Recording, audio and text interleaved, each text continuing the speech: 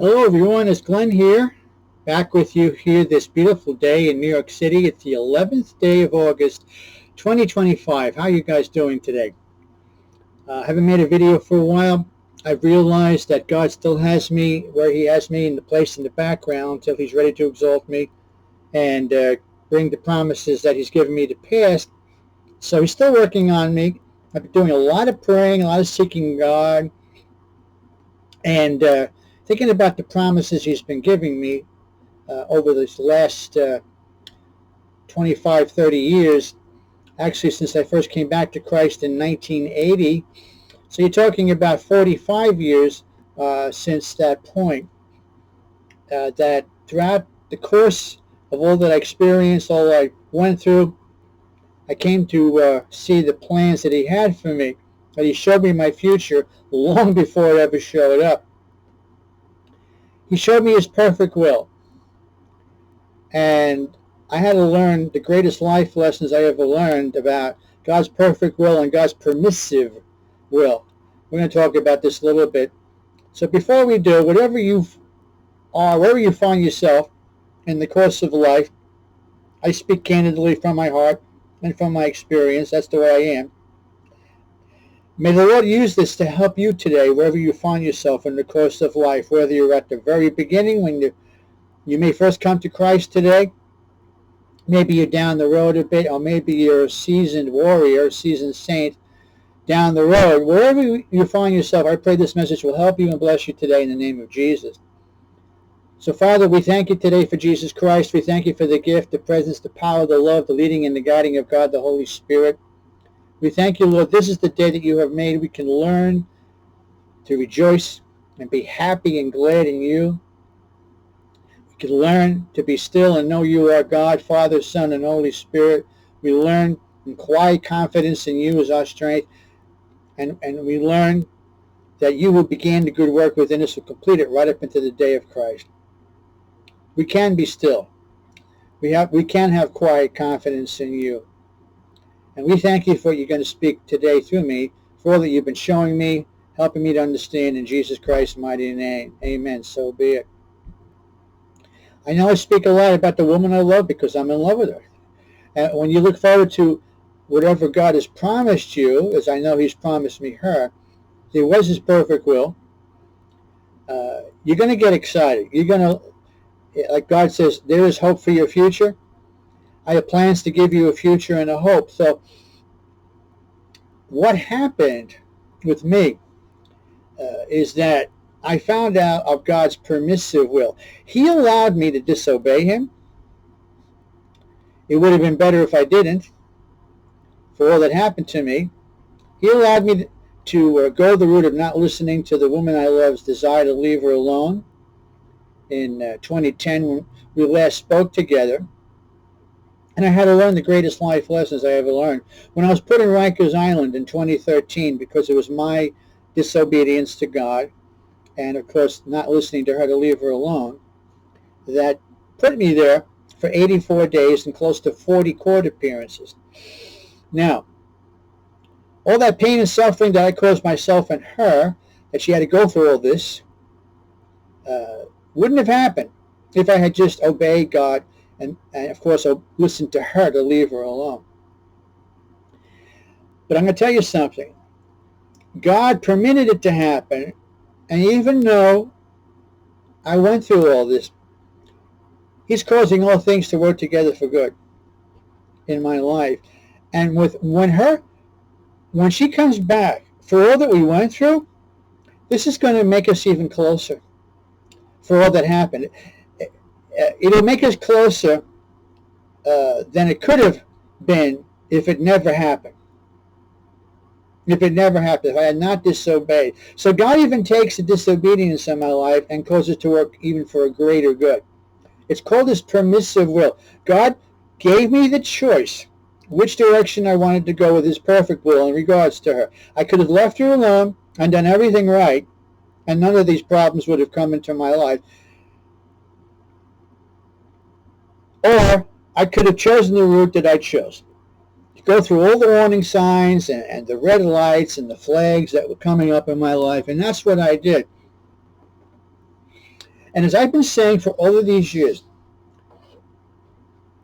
she wasn't going to be any different in those earlier years, and neither was I. The way she was and the way I was, we were not going to be any different. God knew I was not going to make the right choice in his perfect will to get my hands off the situation and put her on the altar of God. I believe he had already shown me she's the one who eventually down the road, after a long period of time, she was going to be coming into my life. Well, I didn't want to let go. I wanted to keep her around. I had to learn the most gruesome life lessons about how God wanted the former relationship with her to die. When I got in Rikers, I experienced finally the death of me going after her. And I knew that it was going to have to be God now who was going to have to resurrect our relationship from the dead. Literally a death took place in our relationship. This is the way it was designed by God. He didn't design me writing all those letters to her, those love letters.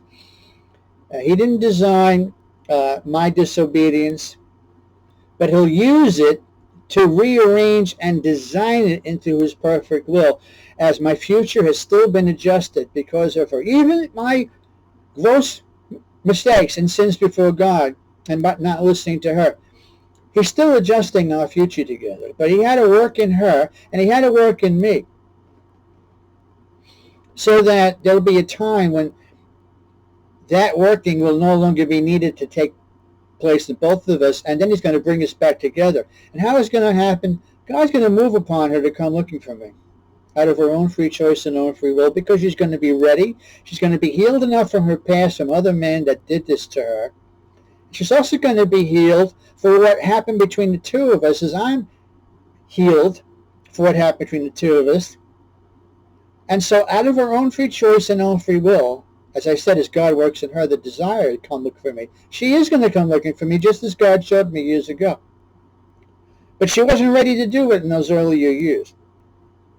She wasn't ready to forget the past with these other men and just stay with me. She had feelings for me. There were feelings of love there and desires. She admitted it, that she had feelings for me when I was frustrated in the conversations we were having. The last time we met, August 19, 2010, just a few more days. This is the 11th. So 8 more days. It'll be 15 years since the last time we ever spoke face to face. God opened the door for us to meet that day. She agreed to meet with me because she wanted to get some sense of peace. I wasn't leaving her alone. And I wasn't getting it. She would email me things, I want you to try to understand how I feel every time I get a letter from you. She wasn't ready for love from me or anybody else first. She wasn't ready for me. So I had to learn these life lessons, valuable lessons I had to learn well, that no matter what I did back in those years to keep her around, it wasn't working. She was backing away more and more and more. She was angry. She was upset. I kept coming after her. And the only way she knew how to keep me at bay, because it was a violation of her privacy and space. Those letters were a violation of her privacy and space. Is that she had to do what she thought was necessary to keep me from doing it anymore. So she called the police on me. I was locked up in Rikers Island for 84 days and went through 40 court appearances. Now, whose fault was it? It was my fault. It wasn't her fault. She wasn't my girlfriend. We had a friendship that was broken and gone because I kept coming after her, and I wanted more than just friendship, and she only wanted friendship, even though she told me she was willing to give me a chance. To go beyond friendship is what she meant. In those earlier days of 2008, we met for 3 days, New Year's Eve 2007, and then the first 2 days of January 2008. I had prayed all that year in 2007 for the first time. Lord, is she the one? I believe that she is the one. I just can't stop thinking about her. Open up the door so that we can speak. Well, he opened up the door at the end of that year, and then got shut just as fast. And how I found this out is that I met her, and there was something in her life that I thought was troublesome, and it was troubling me because I cared about her and loved her, and we were friends. I put something in her hallway, some pamphlets that she could read that I thought would help her. Instead, just the opposite took place. She saw it as a violation of her privacy. I saw her in a couple of days out in the street. She said, "You violated my privacy. You came to my apartment." I said, "Hon, did you see what I sent you? I thought you were trouble somehow. Did you read the pamphlet?" She says, "No." She says, "But I was willing to give you a chance." And all these years, I realized something. She was it caused her to be fearful. She was hurt by other men in her life. And she was, even though she said she was willing to give me a chance, even if I had done everything right, it still wouldn't have worked out in those earlier years because she was just, whatever she liked about me was going to eventually be stuffed down. And she was going to be too afraid of it, still too wounded by what other men had done to her, and she would have backed away anyway.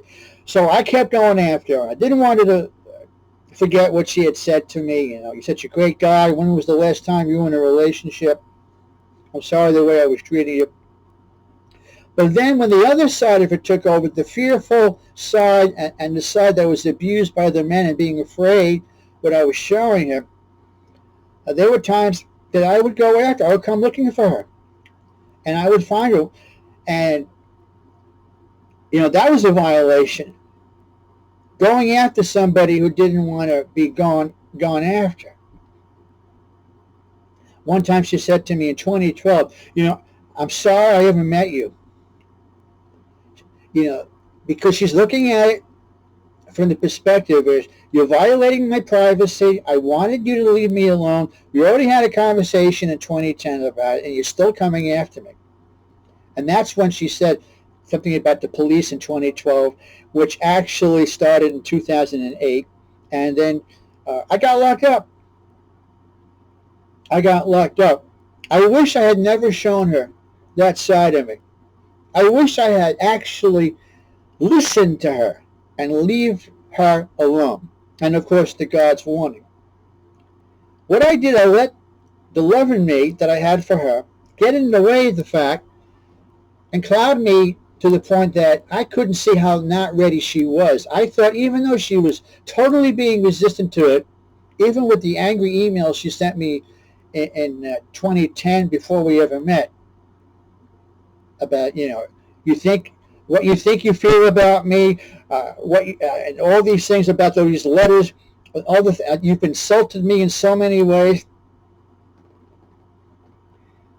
I said, "Boy, it's not working." My efforts, it doesn't matter whether they were good intentions or not, my efforts were not working. And so I had to learn finally the hardest life lessons of how to put what I believe was the dream that God gave me to put her on the altar by putting in Rikers. Now let me tell you something. All of these years, I've been saying, I was looking at her in those years through the window and the glasses of what God showed me.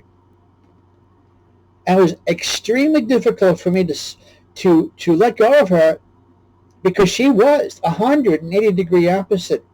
180-degree opposite. All that I believe God had shown me our future is going to be together. So this is how I've walked through life in these seasons of what I call my God-ordained wilderness. And the first time we ever met, in 2002, when I was a membership coordinator and personal fitness trainer at Dolphin Fitness Club. In 2002, this brand new facility, this gym facility I was working at, she came up with her sister to look around. I took one look at her. She grabbed my heart, and she's had it ever since. Whatever times we spoke, it was because I don't remember all the conversations we had initially, but she did give me her 3 phone numbers at work, her cell phone, and her home number, and her email address. And she used to say to me in those earlier years, call me. She told me she was looking for friends. I wanted to be a friend, but I had more of a desire than to just be a friend to her. And I would call her, but I would call her on the phone, call her at work, but she knew I wanted more. And she wasn't going with it. She wasn't going to do it. She was seeing other men. That bothered me then. I said, why would she go with them and not me? Give me as much of a chance as them.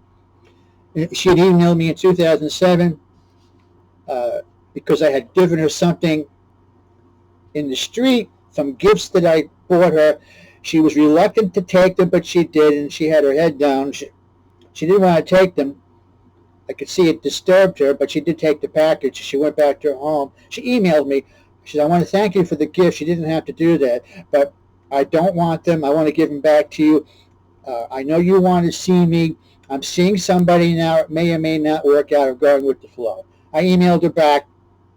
Now, mind you, I'm emailing her and I'm calling her because what she didn't know, and there was no way I was going to be able to make her see it or help her see it unless God showed it to her at some point in her life, that God showed me she and I were going to be together. He had already shown me this in 2007.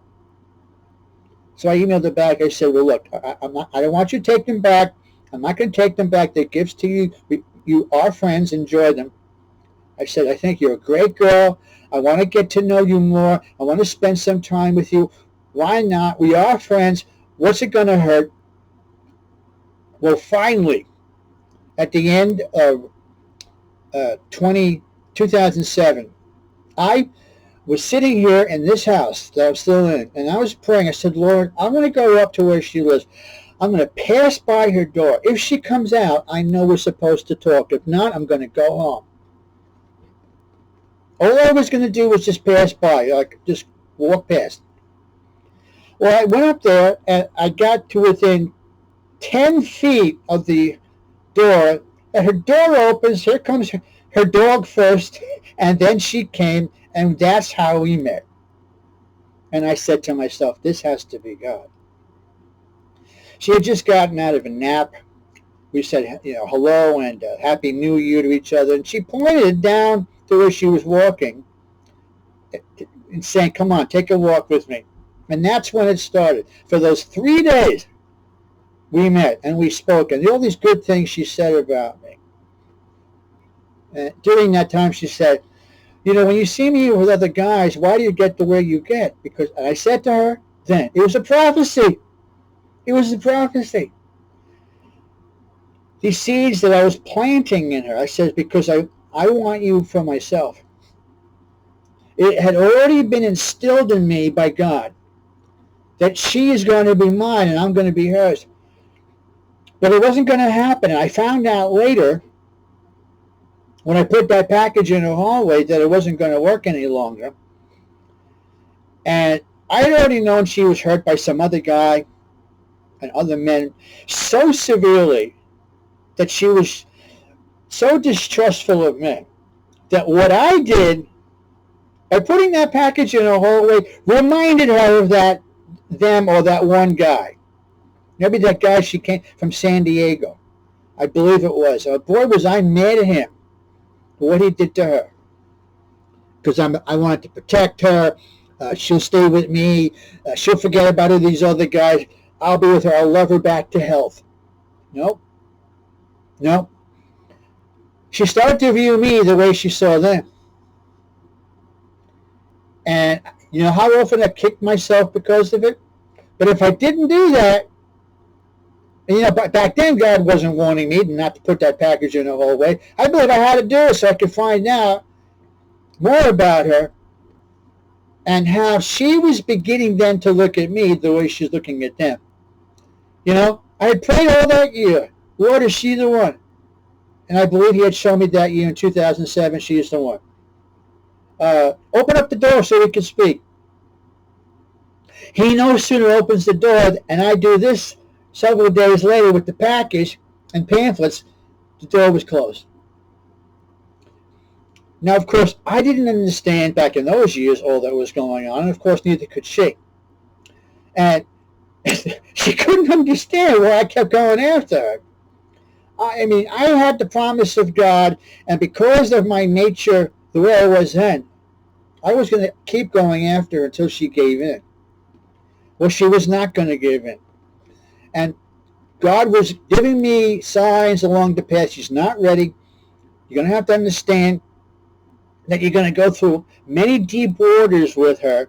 Your love is not going to be quenched for her. With all that you go through, many waters cannot quench love. That's what God showed me in regards to her. In 2007, I even emailed that statement to her. It was a prophecy. In 2007, many waters cannot quench love. If a man were to give all the wealth of his house for love, it would be utterly despised. So here I'm, writing these emails with confidence. We're going to be together.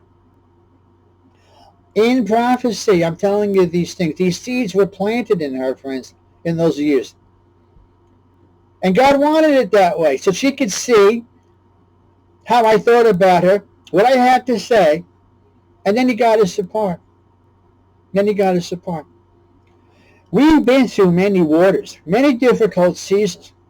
Those years of me going after her, violating her space, which I didn't consciously mean to do. I didn't do it on purpose.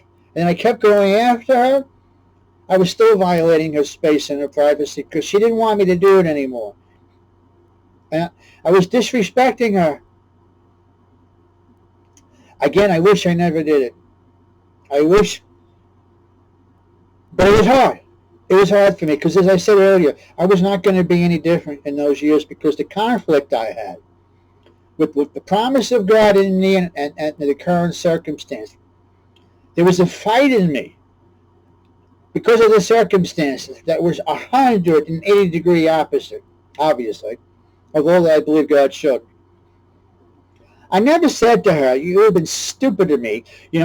God showed me you're the one." You don't say that, because they can say, "Well, that's nice. Well, he didn't show me." I said it in different types of ways that I was trusting God that she would come to see down the road. And I explained. The way I said it to her the last time we spoke in 2010 on Shore Road, she was as frustrated about me going after her as I was as frustrated as she wasn't responding and the promise of God to me was not yet manifest. So what she said to me was, "Glenn, it's just not you. It's all guys. I want to be alone and away with Jesus. Just be with Jesus." She was telling me what I came to know. These men had done her such damage in her soul. She couldn't get herself to give her love to me or allow me to love her. She wasn't in a place where she could receive it. She was fearful of it. She was hesitant. She was shut down. And she shut herself down in 2008 with those pamphlets. She kept herself shut down the next couple of years. Finally, she agreed to meet with me after all the emails I sent. She wanted me to stop doing it, but she agreed to meet with me because she said, "I'm going to meet you, not because it's going to make us get back together. I don't want you to think us meeting is going to get us together. We're going to be friends or anything beyond it. I just want to meet with you to get a sense of peace." I was disrupting her life.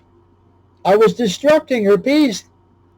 Yet I had the promise of God in me, and I had the conflict.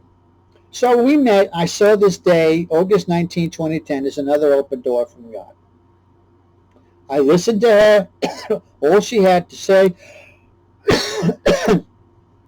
She kept saying to me, "Can you understand how I feel? Can you understand?" She needed me to understand. She was giving me an opportunity. And I told her then, yes, I can understand.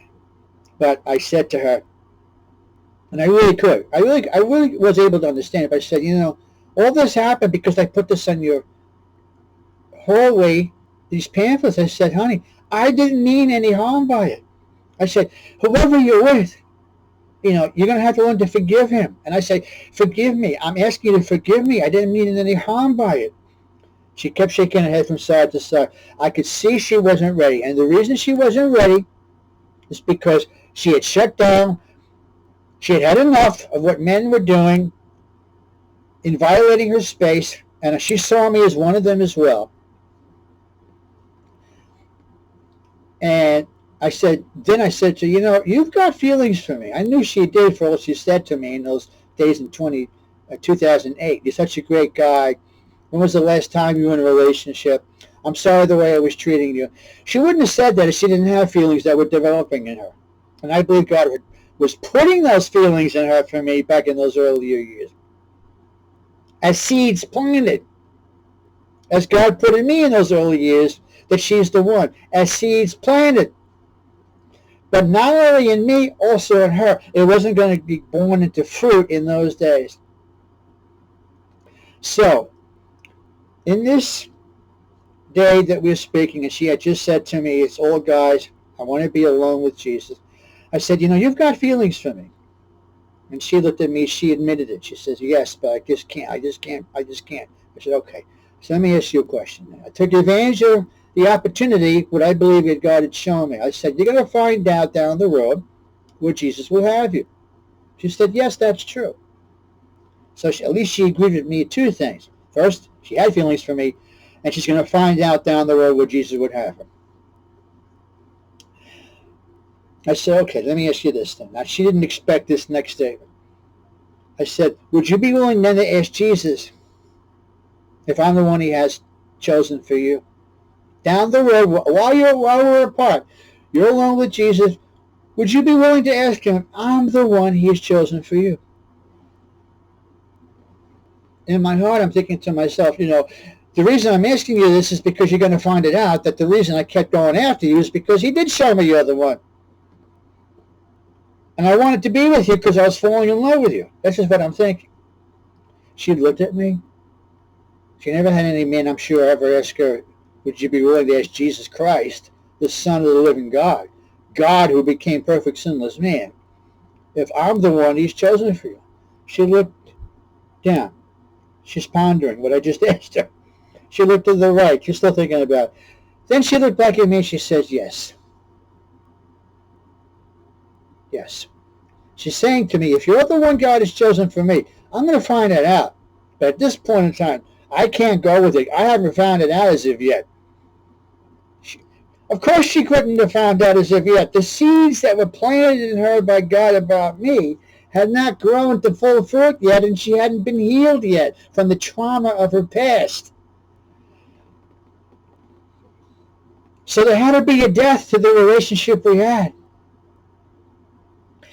And to get me away, took Rikers Island and 40 court appearances. That's all she knew what to do to stop me.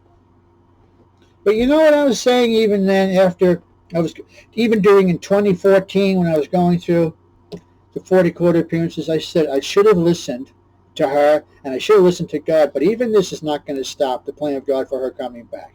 I was telling it to the guys in Rikers. They thought I was nuts. Don't you see where she saw you, where she put you? How can you say these things? Are you out of your mind? How did you know she wouldn't do it to you again? Because I said, I know what God has shown me. And I said, when she comes back, she's not going to be like she was. She's going to be healed enough. I said it then, in 2013, to the inmates in Rikers. She's going to be healed enough to the point, and God's going to work in her sufficient to see that I am the one, and that I did hear from God concerning her, that he showed me long before she ever came to see it for herself, that I'm the one and we are to be together. I said, I'm going to leave her alone. They said, they softened a bit. Well, if you can leave her alone and trust God, then see where it goes. But when you get out of here, you can't go after her. I said, I know that. I found that out. So the last time I ever communicated with her was one last letter, March of 2013. That's been it. Now, God encouraged me with 3 signs. I've been speaking about this. If God didn't want me to be with her, he never would have given me these signs. And knowing how she felt, that's the Lord, about me and the conflict, there was a conflict in her, how she felt about me, but there was another part of her that was filled with fear and her traumatic past and fearful about it for what they did to her. So she had this constant conflict within her. So she chose to push down the feelings and go instead with the feelings of fear and conflict and trauma that she got with other men. And she pushed me out. And only God could heal her of that, so that what could rise back up from within her would be the love and the feeling she had for me that would still be there after all of these years of us apart. And it took this drastic attempt by her to get me out of her hair, to get me out, and that's exactly what happened. I learned my life lesson. It was the most difficult thing I ever went through in my life.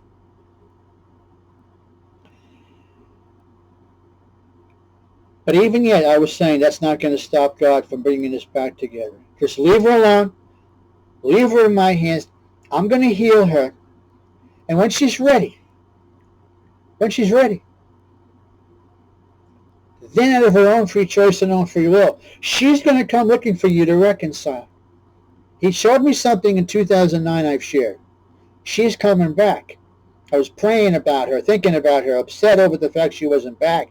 The conflict and everything you were going through. I was going to water the backyard here for my landlady.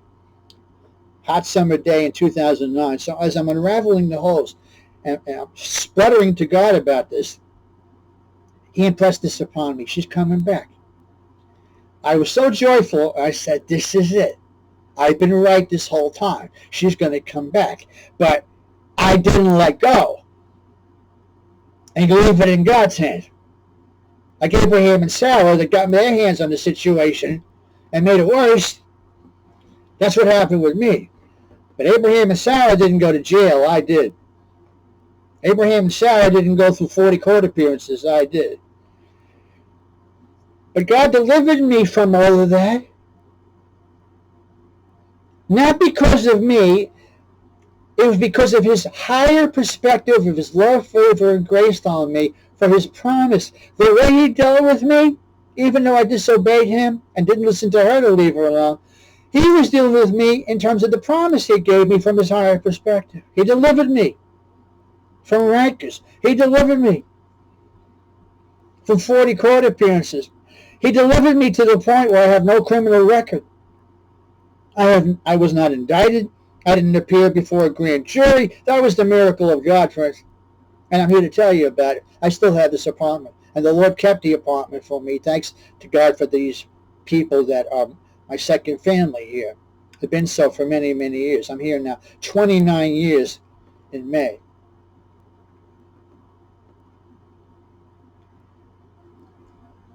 So what goes on in the years of silence and the years of death between the both of us? And there's been years of silence in the death of our relationship. Absolutely nothing.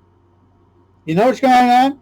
I haven't been able to forget about her. I wasn't going to forget about her. I knew God had placed this within me. I was going to wait as long as I had to. I've been praying for her all of these years, praying for me all of these years in regards to what I did. I've been praying for her healing, praying for my healing. Lord, prepare me, prepare her, and then at the right time, in your time, bring us back together. You know what's going on? She's been thinking about me. She can't forget all I said to her. She can't forget the letters I wrote, the things I said in them, how I told her I'd wait for her, that there would be nobody else, that she was the best girl in Bay Ridge. She can't forget these things. They're planted in her. God wanted these things planted in her. He didn't want me to write the letters. He gave me a time in his will, permissively, to write the letters. But then he was giving me the warnings to stop, and I wasn't listening. So I got out of his perfect will, and then he found out, the Lord, that I was now in his permissive will. He took the disobedience and the warnings he gave me. He didn't give me the warnings until he chose to give me the warnings when I was writing the letters. Leave her in my hands. Leave the plant, the ground, the situation in God's hands. She's the precious plant.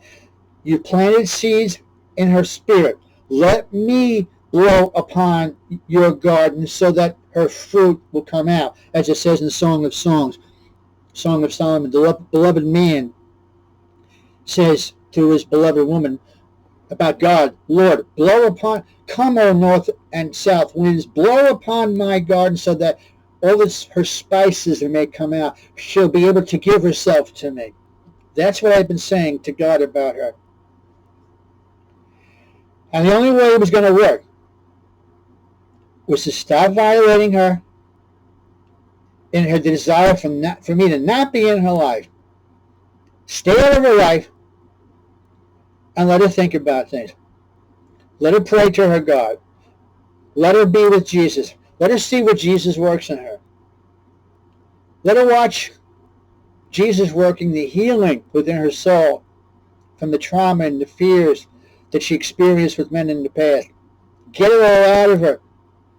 And then as she finds that all those thoughts within me about me are still in her, and as God moves within her, she's going to know for herself. And then she's going to come looking for me. Because she's going to do it for one reason and one reason only.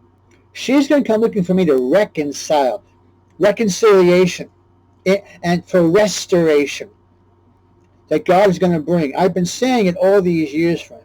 Reconciliation, restoration. That the God of new beginnings, there had to be a death of our relationship so we can make all things new for the both of us in new beginnings, in a brand new chapter. New beginnings. Not just restoration, not just reconciliation, but new beginnings. He's making all things new for the both of us. The God of new beginnings, the God of second chances, and the God of restoration. I've been saying it over these years in regards to her and I. But this time, when she's back, the fruit of having her back is going to remain. She's going to hold on to me and never let me go. She's going to be exactly what I've been saying, 180-degree opposite. This time around. Back in those earlier years, we didn't have to go for coffee anywhere. We didn't have to go on dates. And over for the feelings that she said she was developing in me to develop. It was just conversations we were having, walking and talking. Let me tell you something about dates. They're not what they really will crack up to be. You can go on dates with somebody, but what about spending time with that person apart from dates? They're great. You go to restaurants, you go to day trips, whatever you do. What about spending quality time together to get to know each other as the persons you are? Now, I'm going to want to go on dates with her. Sure. And romance her when she's back. It'll be fun. But you know something? That's not what brings love between two people. Maybe it could help depending upon the situation. But it's not. It's how you treat each other. It's who you are with each other. It's who you are. It's who she is that I fell in love with. I fell in love with the person, the real essence of her. As I said in the Prayer Life of Elijah message I made many years ago in 2008, when God had gotten us apart, I was upset about it, and the Lord was using this message to encourage me. I said, I wanted to get to know that real essence of her soul, who she is, my whole life. But as I said in agony then, only God can orchestrate this. Only God can bring it to pass. Only God can rearrange the whole circumstance and situation and get every guy out of her life that's not good for her.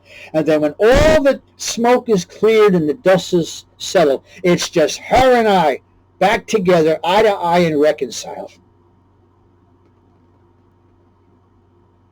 And then I was quoting the Corinthian letter where it says, love is patient. Love is kind. Love doesn't take into account a wrong suffered. I said, love bears all things. Love believes all things. Love hopes all things. And I said, this is God's word that's forever settled in heaven. Love and the hanging in there of love never, ever fails. And it was a prophecy to me that I was going to have to hang in there for many years before she was back. And I said it in 2008. 2008.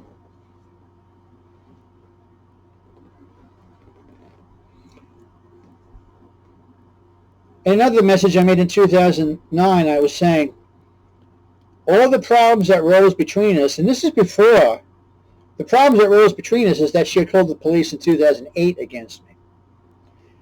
I didn't know what was going to happen several years later. I didn't know we were going to meet next year in 2010 and all that would happen with all the letters I was going to write, and then her multiple callings the police on me and finally my arrest in 2013. I didn't know this was going to happen, but in 2009 I said the problems that arose between us would disappear. All that came between us would disappear. And I said then, I'm trusting that a new day and a brand new day for the both of us will come. And I said then that I believe that God is preparing me for her and her for me. And I've been saying it all these years.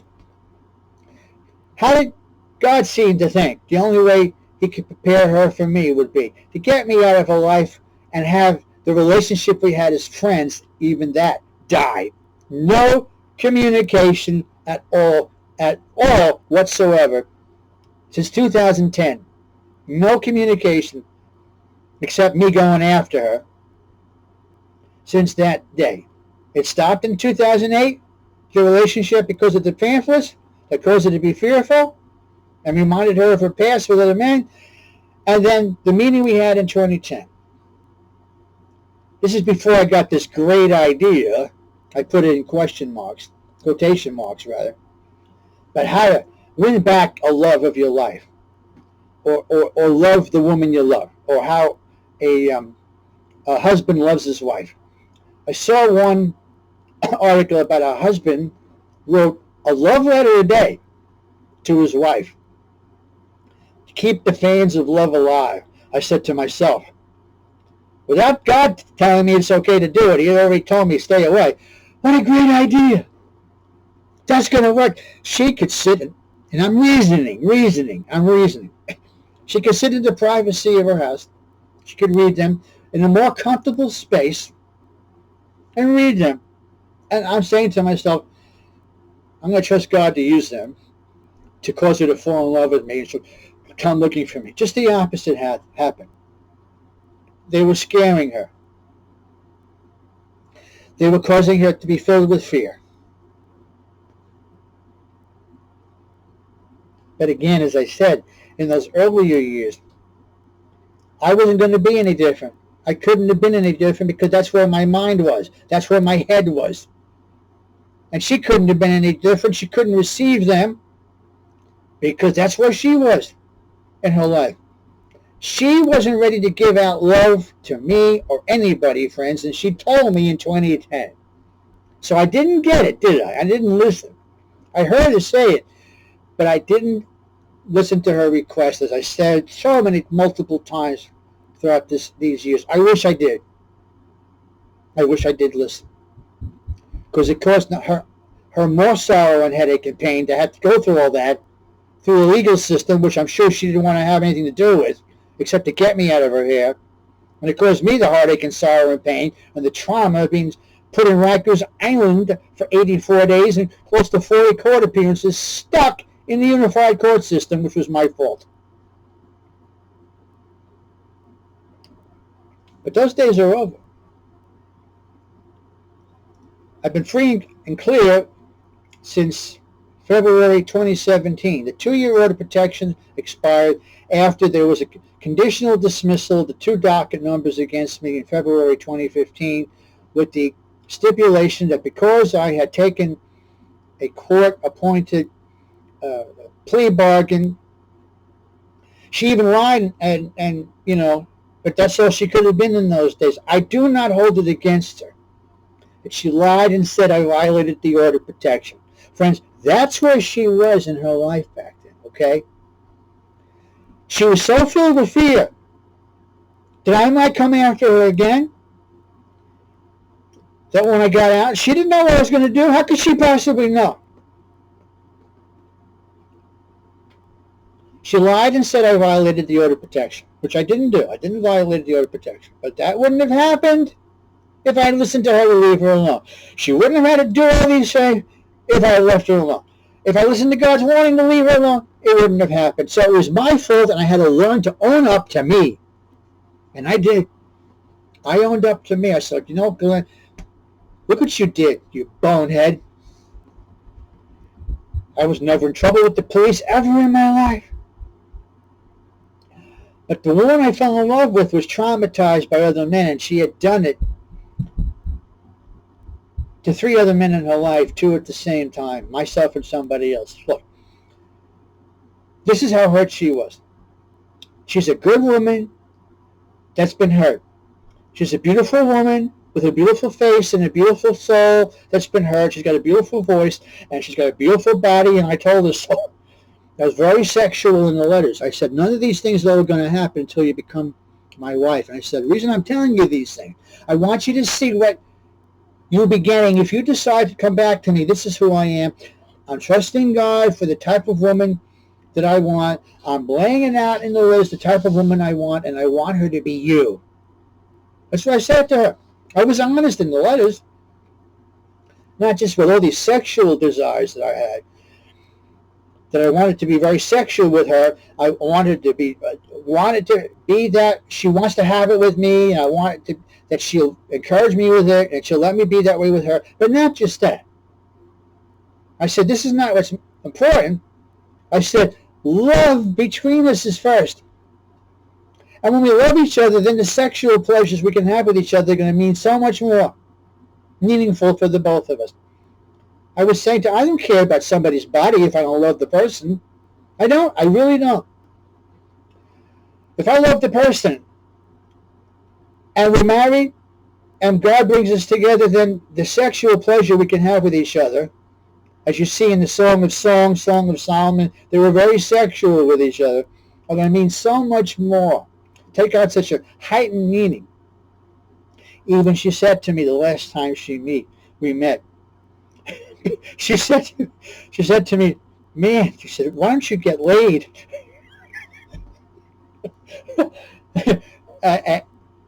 And I said, well, I want you to see what I want with you. But I said, look, even today, I just want to get away with you. I want to make love to you right now. And she got very quiet. I said, just go away for 3 days and just make passionate love to each other. That's what I said to her. But I said, but listen, even if you said to me, come on, let's go, I would say no. This is what I said to her then. I said, because your first name means honor. And I want to honor you before marriage. And I want you to see what you're getting before you may decide to come back with me. Because this is what I'm going to be if you decide to come back. I need a woman who needs me in this way, and as much as I need her. And so these seeds were planted. I told her it wasn't going to happen then, and then I wrote it in letters. It's not going to happen. None of these things are going to happen until you say to me, I do. I do take you to be my husband. You know, I'm not much for the, lawfully wedded. I'm not much for, and I prayed to God about this, prenuptial agreements, and you sign these documents so in case something happens, you have to go through the courts and you have to pay alimony. I don't want this with her. When she comes back looking for me and she's not going to let me go, we're not going to need these things, friends.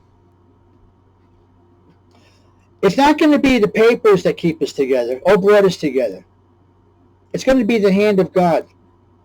It's not going to be a signing of a document of a prenuptial agreement that's going to keep us together. That's not going to be the bond, or going down to the county clerk's office and getting a marriage license.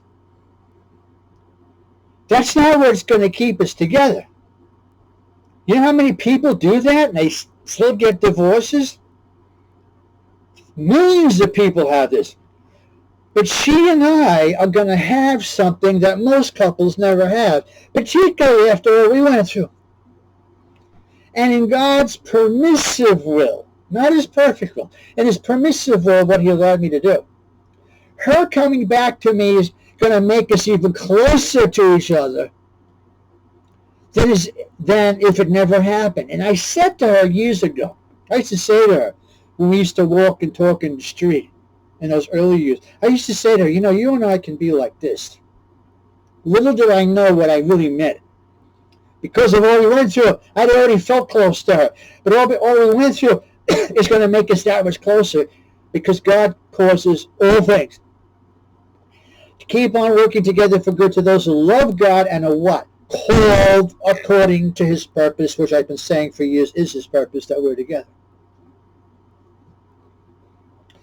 So because of God's great mercy, God's great love, and God's great commitment to the both of us to bring us together in his time, in his way, he uses even my disobedience to him and not listening to her to leave her alone and getting in the way and doing all I did and going with my own will. This is what I did. I went through with my own will.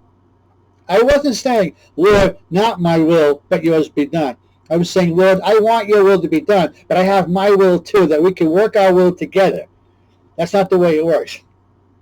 I had to lay down my will. And the only way that I was going to lay down my will, which was stubbornness, and not letting go and putting her on the altar, because I really wasn't trusting God that he was going to work it out, was I?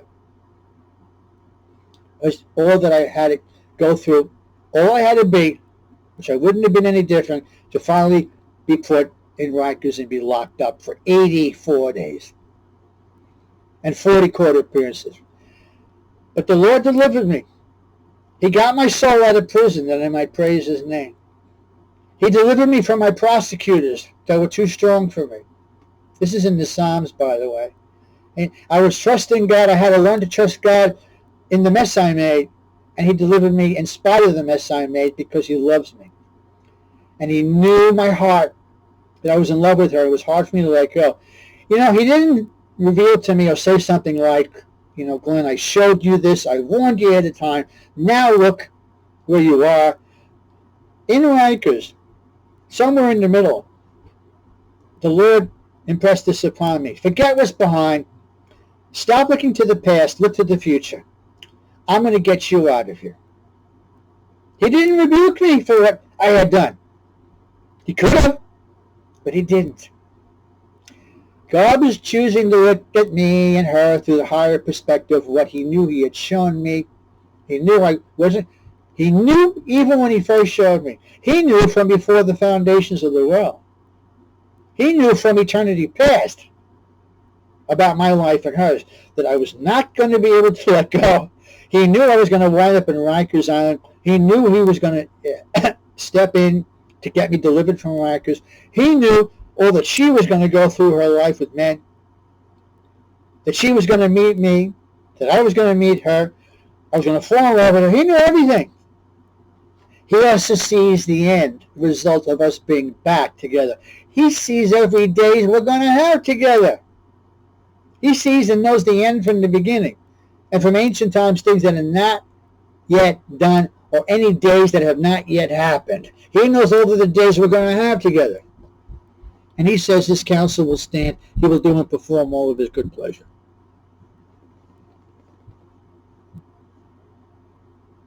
So when she comes back looking for me, for instance, the first day of reconciliation, it just starts there, to brand new beginning. We have to build friendship and trust again. Trust and friendship. But the seeds that were planted in her by all the other desires I have for her are going to be there too, so we just don't stay stuck in the friend zone. That we will blossom and bloom from there into the desires of boyfriend, girlfriend, lovers, fiance, and then marriage. And I've been saying it this way all of these years. Since 2008 till now. I could see it. He gave me the eye to see it. My eye's been single, full of light, as God, through Jesus Christ, or Jesus said this. If your eye is single, Your whole body's full of light. What does he mean? When your eye is single on Jesus, who is the light of the world, your whole body is filled with the light of God. But when God also shows you a promise and your eye is single on his promises, your eye is filled with the light of the promise he gave you. That's what I've been looking at her all of these years. She knew I was looking at her futuristically, and she couldn't handle it. It was fearful. It was making her fearful, traumatized. She couldn't handle it, so she backed away. Why? Because she wasn't ready, prepared by God to see it for herself. She had to come to the point where she would come to see it for herself, as God works in her. Tenderly, by the breath of God blowing upon my garden, so that everything she ever felt about me would then come back to the surface, as God blows upon her for healing. Healing her of the wounds and hurts, as she restores her to health and healing. Then, the desire will be in her to come looking for me, and God will work in her the desire. God will move in her, move upon her to come looking for me to reconcile in a time for her that's right for her. I had to learn not the time that I had wanted, but what's good for her, and only what's good for her, as I'm willing to wait. And that's what I had to learn. And then when she comes back, it's good for the both of us.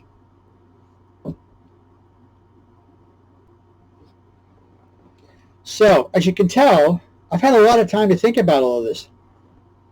I've had many years thinking about these things, pondering the life lessons I had to learn, learning to understand her even more well than I did in those earlier years. She said, "You understand me so well." I came to know her even better during those years after that, since 2008 right till now.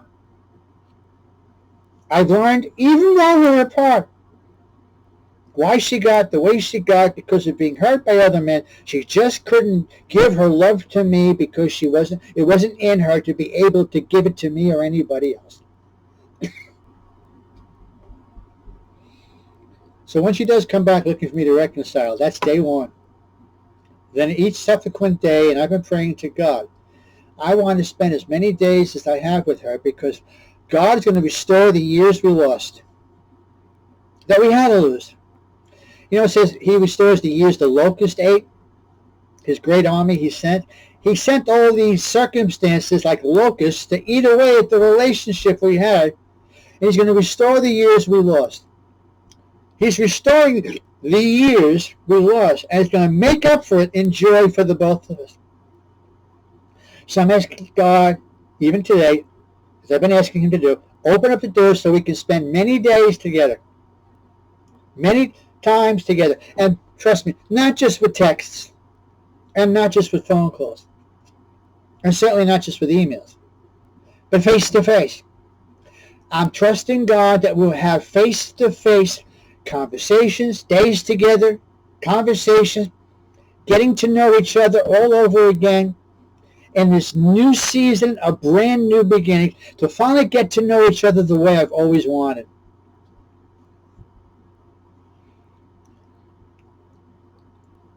I told her once face to face, I love you.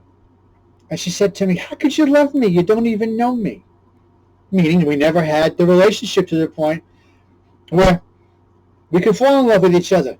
I said to her, "Well, it's what I know of you I love. And I know I could grow with you with that." But she wasn't ready to go with it. What I've known about her in my soul and spirit all these years I love. And I've kept it warm inside me with God's promise. Like Barry Manilow's song. Kept the feelings warm, protected by the storms, protected from the storms. I kept the feelings and the desire and love for me warm, even with the storms and the many waters of stormy trouble we had between the two of us, until our time arrives. Until our time arrives. Then we can express it. I can finally express it to her. I can finally let it all out. She can let it all out of her. And then Barry Manilow's song, "Then one day the sun appears, and we come shining through those lonely years. I made it through the rain. I made it through the storm. Many waters have not quenched my love for her. Many storms that we had between each other, before we had storms, didn't stop the love I had for her. When I was in Rikers for 84 days, I loved her. When I was going to 40 court appearances, I loved her. I was saying things like, I went to jail for her. I went to 40 court appearances for her. In one way I did. But another way I didn't, because if I had just listened to her to leave her alone, I wouldn't have had to go through it, particularly the God's warning signs. But because she was hurt, I was saying I was willing to go through anything I had to go through. Climb any mountain, sail across the stormy sea. If that's what it takes, me, baby, to show how much you mean to me. That's Foreigner's song. Feels like the first time. I have climbed every mountain. I did sail across the stormy seas between us. If that was going to take to show her, that's how much she means to me. And when she's back, it's going to feel like the first time. It feels like the very first time. I've been saying it all of these years. You can tell I came from the rock and roll era, and God used the rock and roll songs to speak to me in regards to her. Not just rock and roll songs, but songs by Mary Manilow.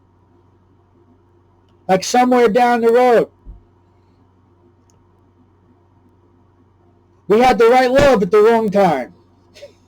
Guess I always knew inside I wouldn't have you for a long time, which is exactly what God showed me. So God uses Barry Manilow to speak to me.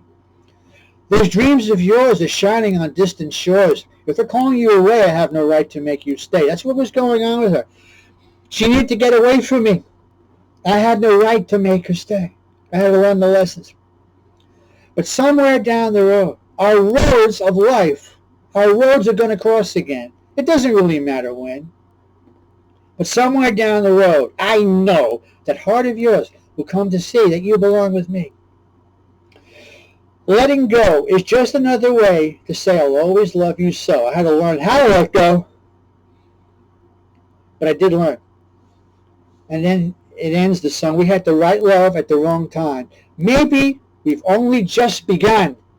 Maybe the best is yet to come.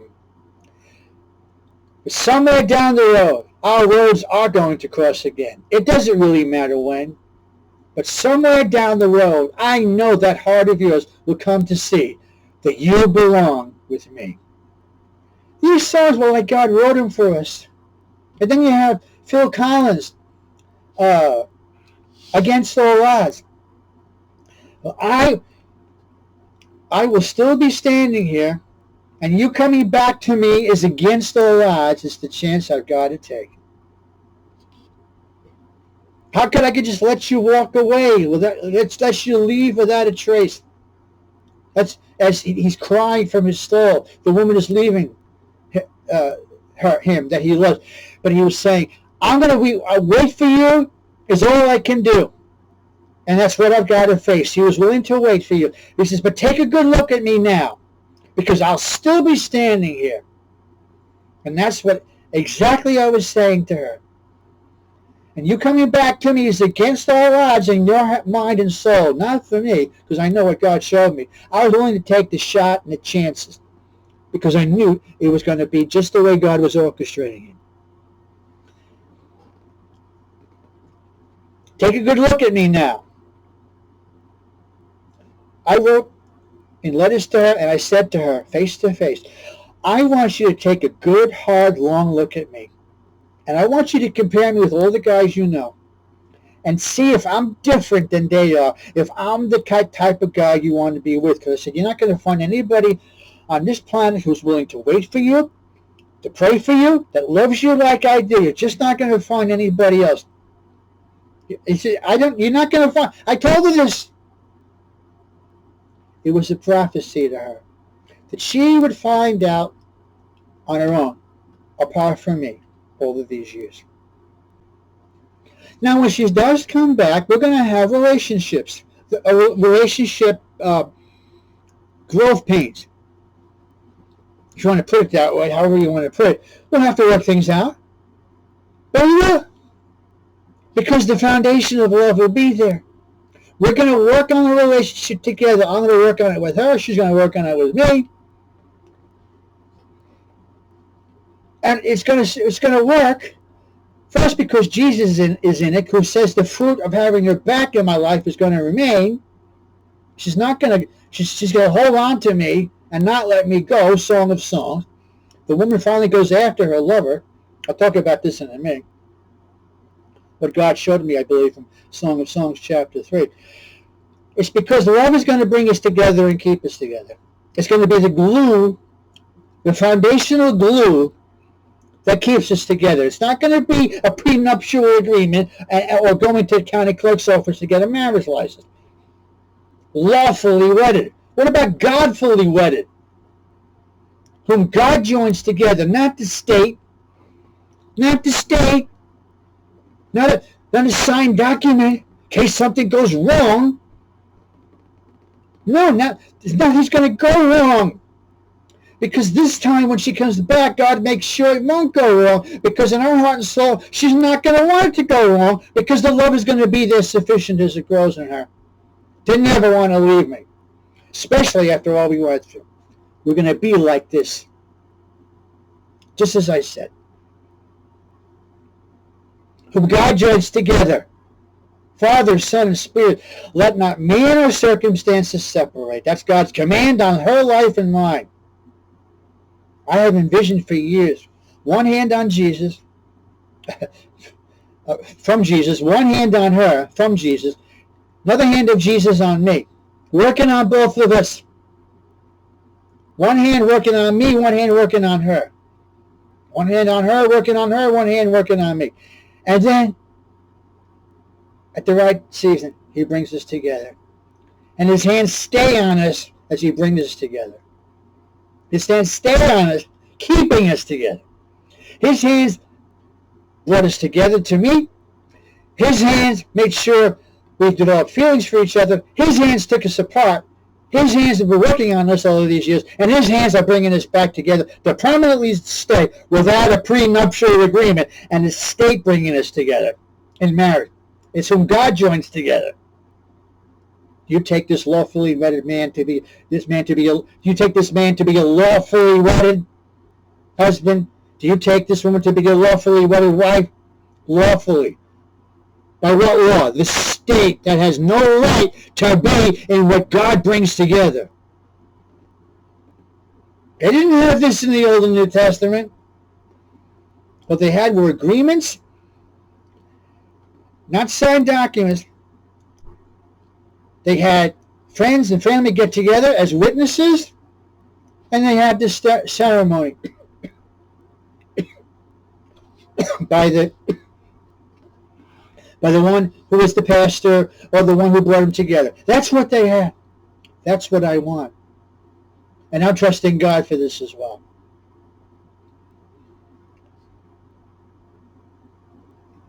Prenuptial agreements. In case something goes wrong. Friends, I've been saying for years, Lord, don't bring it back to me except the way I'm trusting you for, without a prenuptial agreement, without a state license that gives us the right to be married. The state doesn't give me the right to be married. The state doesn't give her the right to marry. It is God, Father, Son, Spirit, that brings us together. That's what Jesus said, whom God joins together, let not man separate. And love, the fruit of love remains. Jesus said, he who abides in me and I in him bears much fruit, and the fruit remains. The fruit remains. How does the fruit remain? By a prenuptial agreement? By a state license? No. The fruit remains because God, who produces the fruit, who, as Jesus said, without me you can do nothing. As a branch cannot bear fruit of itself unless it abides in the vine, neither can you bear fruit unless you abide in me. I am the vine, my Father's the vine dresser, you are my branches. He who abides in me and I in him bears much fruit. For apart from me, you can do nothing. There's nothing that a prenuptial agreement and a state licensing can do that only what the Lord Jesus can do for the both of us, her and I, to bring us together so that the fruit will remain without them, without those documents. She's going to want to stay with me for the rest of my life because she loves me in spite of what we go through in the relationship. Love is going to bring us together and keep us together. I'm going to stay with her, not because she has money or the lack of it, or because of a document signed. I'm staying with her because I've loved her. All of these years, I fell in love with her. I was never going to stop loving her. And like the last time I ever spoke to her, in 2010, August 19, I said, I'm going to love you when you're 90. I was planting these seeds. I was telling you, I'm always going to love her. I said, I'm always going to love you. I told her this. I'm always going to love you. It's never going to end. And I will be here for you when you're ready for the love that I have for you to receive it. And I'll be able finally to receive your love that you're going to freely give to me and that we'll have for the rest of our lives. And then 2012, he showed me I was going to be made financially enriched. I'm waiting upon God for that promise too. I've been saying for years, everything I need with her and for her is going to be there from the hand of God that provides it within us, in me and her, for each other at the right time. He brings us together, and the financial prosperity he's going to release as he commands the blessing on us. By his miraculous hand of financial prosperity, he's going to bring into our life as an added bonus. It's not money that's bringing us together, nor is it going to keep us together. It's going to be love that's going to bring us together and keep us together. It's not going to be money. Like the Beatles said, love, money cannot buy me love. I'll buy you diamond rings, my friends, if it makes you feel all right. I'll give you anything, my friend, if it makes you feel all right. But I don't care too much for money. Money can't buy me love. If she had had money, it wouldn't have made any difference. And her beautiful figure, beautiful body, which I love, I really love, wouldn't have made any difference if I didn't love her for her. I love her for her. And I've been trusting God. That's exactly what she's going to want with me. She's going to love me for me, particularly after what we went through, and particularly after God works in her the desire for loving me. That's how it's going to work. Whom God brings together and joins together, nothing and nobody will separate, because the fruit of having your back that the Lord Jesus is producing will remain. Now, whatever situation you find yourself in, whatever you believe God has shown you, you can trust him in rest and in peace. I had to learn to rest in the Lord and to keep his designed way for my life and her. And in due season, he's going to exalt us both to inherit each other, to inherit the land in the due season, the land of us being together, back together, with the financial prosperity he's going to release. You can trust God. They that have entered into Christ's rest have ceased from their own works, as I have learned to cease from my efforts and works. Now let God do it as God ceased from his. Let God do the working in the relationship. Jesus said, my Father is working to this very day. I also am working, and he's been doing it in my life and hers all of these years. He's working in her to produce everything she'll need so that she can be with me finally. And instead of saying to me, Glenn, it's just not you, it's all guys, I want to be alone with Jesus, she's going to want to be alone with Jesus with me. And only me for the rest of her life. She's going to choose me. As I've been saying for years, I'm trusting that it's going to be me that she's going to choose. And when she chooses me, it's permanent. It's permanent. I thank you, Lord, for this message. I thank you for the dealings of you, Father, Son, and Spirit, all three of you in my life all of these years, that I can enter into your rest. Cease striving and to be still and know you're God in my life, Father, Son, Spirit, putting you first as my first love. She puts you first as her first love. Then you bring us together as you work on both of us. One hand on her, one hand on me. And then when we're fully prepared, you're going to bring us both together as she comes looking for me to reconcile, Lord. And then your blessing will be on us from that day onward. In every way I've ever imagined and desired, even greater. It's going to be better and greater than I ever could have imagined. Because eye hasn't seen, ears and heard, it hasn't entered the heart all the wonderful things God has for us who love you, Lord. And to you who are able to do exceedingly and abundantly above and beyond all we could ever ask, think, or imagine. According to your marvelous working power that works in her and I mightily through Jesus Christ. Be glorified, Lord, in her life and mine, the way I've been saying, in the day of reconciliation. And I thank you for all the subsequent days of blessings that went while we're together. Love will bring us together. Love will keep us together. And the fruit of having her back will remain permanently. And I praise you and I thank you for it. And rest and enjoy in believing. Because you have filled me with all joy and peace in believing that she's on her way back and she'll stay. And you could produce the fruit of love between us that will grow through time, friendship, trust, boyfriend, girlfriend, fiance, into marriage. And the financial prosperity will be there as your added, commanded blessing. And I praise you. And I thank you for it. In Jesus Christ's mighty name. Amen. So be it. This is great. My name is Glenn. I live in the Bay Ridge section of Brooklyn, New York. Keep on praying for me as I keep on praying for you because it absolutely works. As Jesus says, men, women, boys, girls ought always to pray throughout the entire course of their lives as they trust God. The Apostle Paul put it this way, pray without ceasing. My sins are forgiven, past, present, and future. My sins before God are covered, past, present, and future by the blood of Christ. My disobedience to God to leave her alone is now covered, past, present, and future, and it's forgotten. My sins and unrighteous deeds, past, present, and future, for all of my life, he remembers no more, so I can be Christ conscious. So can you. And the same, I pray for her. She'll find this out for herself. She can be Christ conscious the rest of our life. No fear, no guilt, no worries, no concerns. God's in control. God's in control. I love you guys. God bless you.